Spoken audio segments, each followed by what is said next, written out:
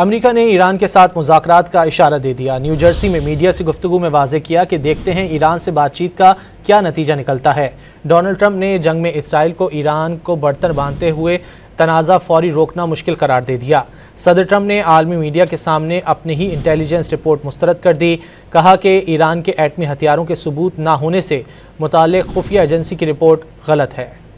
America Iran के साथ मुज़ाकरात के लिए तैयार, लेकिन जंग रोकने के लिए भी बेबसी का इजहार। अमेरिकी सदर ने एक जानिब ईरान से बातचीत का इशारा दे दिया तो दूसरी तरफ इसराइल को ईरान पर बढ़तर बरकरार देते हुए तनाज़ा रोकना फिल वक्त मुश्किल करार दे दिया। It's very hard to make that request right now. If somebody's winning, it's a little bit harder to do than if somebody's losing.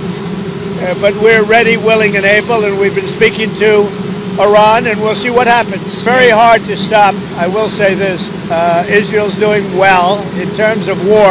It's a little bit hard to get somebody to stop. अमरीकी सदर ने Iran एटमी हथियारों की मौजूदगी से मुतालिक सबूत न होने की अपनी ही खुफिया एजेंसी की रिपोर्ट यकसर मुस्तरद कर दी। उन्होंने वाज़ेह तौर पर डायरेक्टर खुफिया एजेंसी तुलसी गैबर्ट को झुठला दिया। Intelligence community has said they have no evidence that they are at this point. Well, then my intelligence community is wrong. Who in the intelligence community said that? Your director of national intelligence, Tulsi Gabbard. She's wrong.